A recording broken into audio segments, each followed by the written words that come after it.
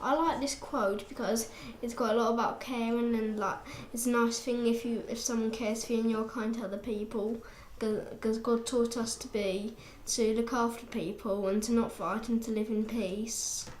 This lesson aims to help pupils understand Christian community in the light of Bible teaching. We're going to look at what activities do Christians do and why do they do them, what's behind them. The first activity we're going to do is an activity called looking carefully. Now, in your groups of 4 or 5, you've got one piece of paper.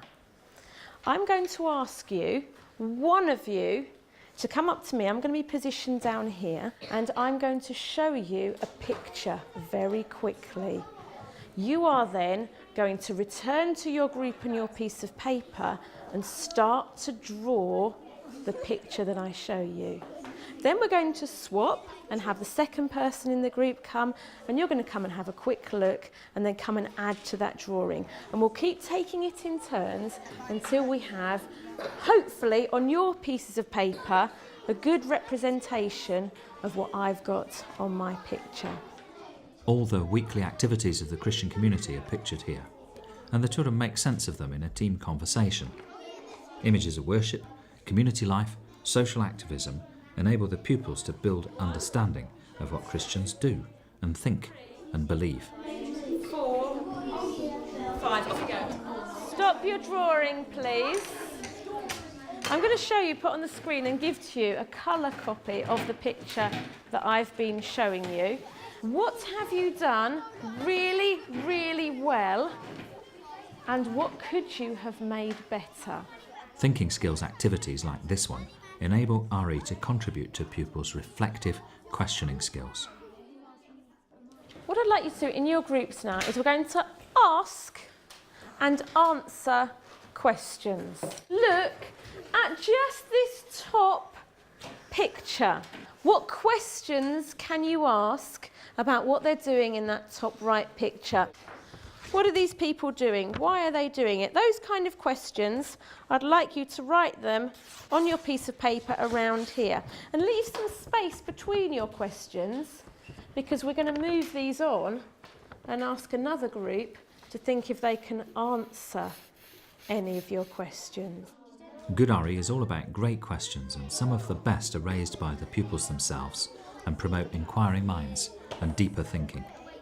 What is the man's job? Yeah, what's the man's job and how do you know? That's a really good question. Now we're going to move these pieces of paper on. First of all, you're going to have a look at the questions that have been asked by the group that have had your piece of paper, your new piece of paper, and you're going to see if you can add any answers. This question session produces some great ideas by passing the questions to a fresh group for answers. What are they thinking about? Maybe Jesus, but maybe what's for dinner? Why are they praying? Because they think God is listening.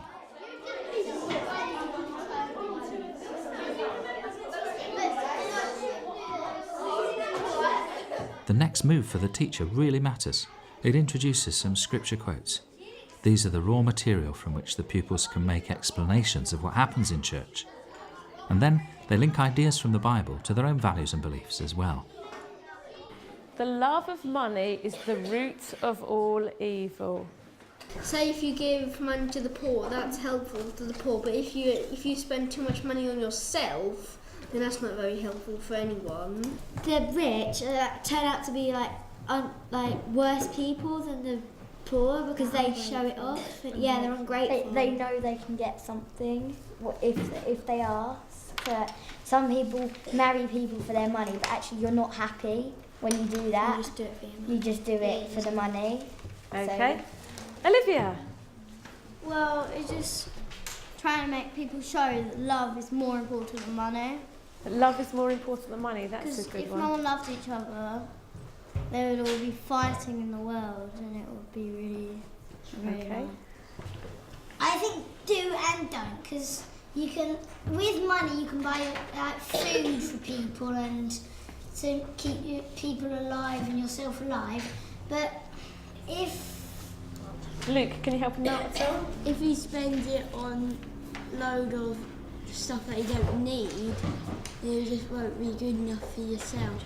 If you spend your money on food for other people, then it's good. But if you're like nasty and you just want to say like you want to get the new limo that's gone out and you show off, then that's making you bad. Okay. There was that boy who took all the money when before his father died, and he spent it on lots of like cool clothes and that, and then in the end he ran out and everything went and So you he had no wasted your money money. left.